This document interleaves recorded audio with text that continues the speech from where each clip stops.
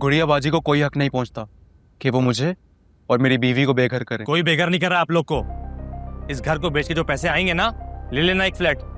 तुम्हें क्या लगता है मैं इतना बड़ा घर छोड़ के 2-3 कमरों के दड़बे में शिफ्ट होऊंगा?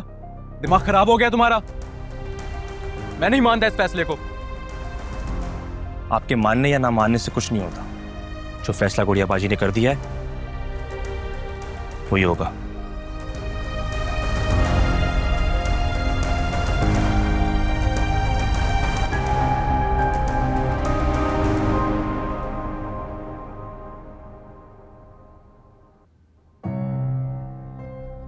कहाँ तरस के थे सब सुनने के लिए। आप जानते हैं आज मैं बहुत खुश हूँ। मेरा दिल चाह रहा है कि मैं घूमूं, नाचूं, खुशियां मनाऊं। आराम से आराम से आराम से।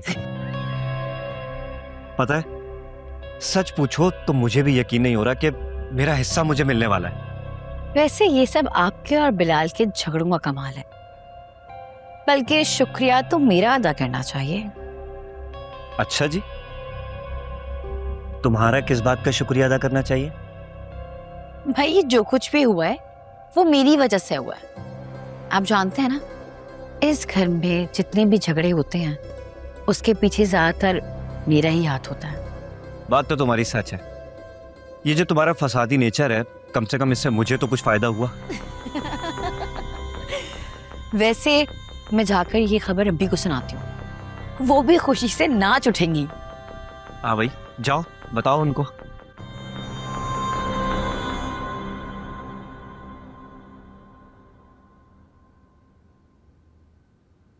चलो शाबाश। कॉफी। Thank you. फिर हुई है आमिर से बात? हाँ बात हुई थी उससे। बता रहा था कि शारिक तो बहुत खुश है लेकिन बिलाल जरा परेशान है। हो गया ना? चलो वेरी गुड। अब प्ले टाइम। मोबाइल दे देना। नहीं नहीं, फोन नहीं, आप अपने कमरे में टॉयज से खेलो। देखो, बिलाल की परेशानी वक्ती है। नई जगह है, सेटल होने में टाइम लग रहा है। एक बार सेटल हो जाएगा तो उसकी परेशानी भी दूर हो जाएगी। उम्मीद तो यही है, बाकी अल्लाह मालिक है। मैं सोच रही हूँ मारिया की सास को डिनर पे इनवाइट करूं, ताकि उनका इरादा भी पता चले शादी का कब तक का प्लान है। उनका क्या इरादा है ये तो बात की बात है। उससे पहले तो ये जानना है कि तुम क्या सोच रही हो। मेरा ख्याल है तुम्हें उनसे यही बात करनी चाहिए कि तुम मारिया की शादी जल्द से जल्द करना चाहती हो। नहीं नहीं, लड़की वाले हैं हम, कैसे मैं उनसे ये बात कर सकती हूँ? अच्छा नहीं लगता। अब देखो ना, हम पढ़े लिखे लोग भी अगर यही दकियानूसी बात मानेंगे तो सोसाइटी कैसे चेंज होगी? ये तासुर ही तो चेंज करना है कि लड़के वाले सुपीरियर होते हैं, और इसी वजह से शायद वो बहुत से एडवांटेजेस भी उठाते हैं। लेकिन दरअसल मेरे ख्याल में तो लड़की वाले ज्यादा सुपीरियर होते हैं क्योंकि वो अपनी बेटी दे रहे हैं। काश के हर किसी की सोच तुम्हारी जैसी होती। मुझे दूसरों की सोच की कोई फिक्र नहीं। मेरे लिए अहम यह है कि तुम क्या सोचती हो, और मेरा तुम्हें मशवरा होगा कि तुम बिला झिझक मारिया की होने वाली सास से अपनी ख्वाहिश का इजहार करो। ठीक है। कॉफी पियो।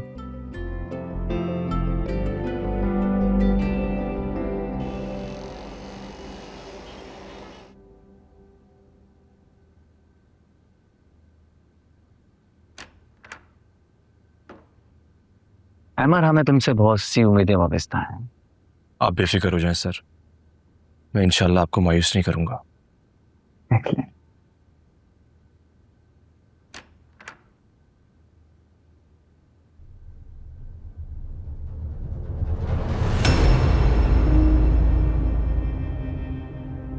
तुम यहाँ?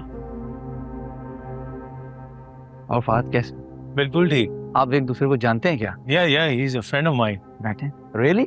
यस। अब तो हमें इनका कुछ ज्यादा ही ख्याल रखना पड़ेगा। सर प्लीज, मैं चाहता हूं अगर आप मेरा ख्याल करना ही चाहते हैं तो मेरी काबिलियत और मेरी मेहनत की वजह से करें। Self made, I am impressed. आप लोग बातें करें, मुझे जरा एक काम है, मैं आता हूँ।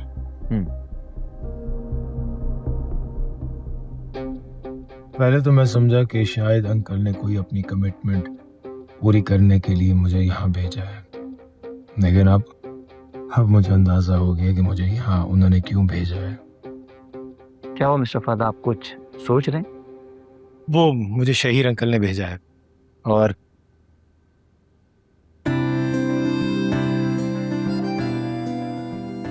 ये प्रोजेक्ट आपकी फर्म के लिए बहुत प्रॉफिटेबल होगा।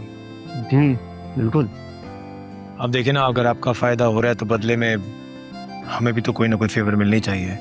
जी जी बोलिए, क्या चाहते हैं आप? मैं चाहता हूँ कि आप इस प्रोजेक्ट की प्रेजेंटेशन अहमद से बनवाएं। देखिए मिस्टर फहद, हमारे पास अहमद से ज़्यादा काबिल एम्प्लॉय मौजूद हैं। मैं इतना बड़े प्रोजेक्ट के लिए रिस्क लेना नहीं चाहता। कैसा रिस्क? अगर आप ये प्रोजेक्ट करना चाहते हैं तो आपको मेरी बात तो माननी होगी। जी बोले, कौन सी बात? आप अमर को मीटिंग के लास्ट मोमेंट तक पता नहीं लगने देंगे कि ये प्रोजेक्ट शहीर अंकल की फर्म का है। ऐसे कैसे हो सकता है? अहमर को शहीद साहब की कंपनी का नाम मालूम है। ये प्रोजेक्ट शहीर अंकल की फर्म का नहीं है। ये प्रोजेक्ट मैं आपको दे रहा हूँ, आप इस पे देख लीजिएगा। मेरी डैड की फर्म का नाम है, नहीं पता चलेगा अमर को। ठीक है।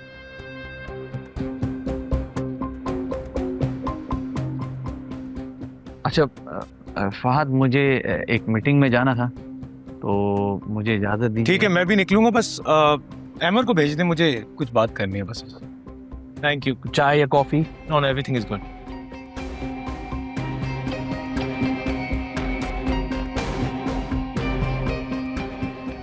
अरे आओ, बैठो बैठो बैठो।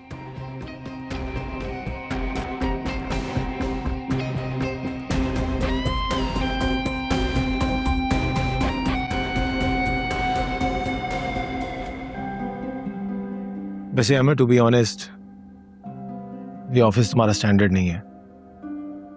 तुम्हें तो शहीर अंकल का बिजनेस संभालना चाहिए। यहाँ पे तुम एक मामूली से एम्प्लॉई हो, लेकिन वहां तो बिजनेस ओनर होगे। मुझे ओनरशिप में कोई इंटरेस्ट नहीं है, वो भी जो किसी और डेवलप की हो। अरे वो कोई गैर थोड़ी है, तुम्हारे फादर इन लॉ हैं। और तुम अपने साथ साथ आफिया को भी सफर करवा रहे हो। आफिया सफर कर रही है, ये तुम्हारी गलतफहमी है। अच्छा, मेरी बात का बुरा मत मानना। देखो, मैं तुम्हें एक दोस्त की हैसियत से समझा रहा हूं। तुम दोनों एक दूसरे से बहुत प्यार करते हो, इसीलिए आफिया तुम्हारे लिए बहुत कुछ बर्दाश्त कर रही है। और मेरे ख्याल से तुम्हें भी चाहिए कि तुम उसकी खातिर कुछ कॉम्प्रोमाइज़ तो करो। मुझे जब और जहाँ इसकी ज़रूरत लगेगी मैं उसके लिए खुशी से कॉम्प्रोमाइज़ करूँगा। और वैसे भी अभी आफिया अपना बिजनेस बहुत अच्छे से रन कर रही है। Oh yes, yes, she is absolutely amazing. Ahmad, तुम बहुत लकी हो कि तुम्हें आफिया जैसा लाइफ पार्टनर मिला है। खैर, मैंने तुम्हें इसलिए बुलाया था क्योंकि मैं तुम दोनों को डिनर पे इनवाइट करना चाह रहा हूँ। डिनर? हाँ, तुम दोनों मेरे दोस्त हो और मैं अपने दोस्तों की शादी की खुशी में उन्हें डिनर पे इनवाइट करना चाहता हूँ। नहीं फहद, इसकी कोई ज़रूरत नहीं है। नहीं, मैं कोई एक्सक्यूज़ नहीं सुनूंगा।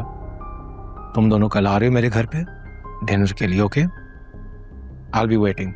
No excuses.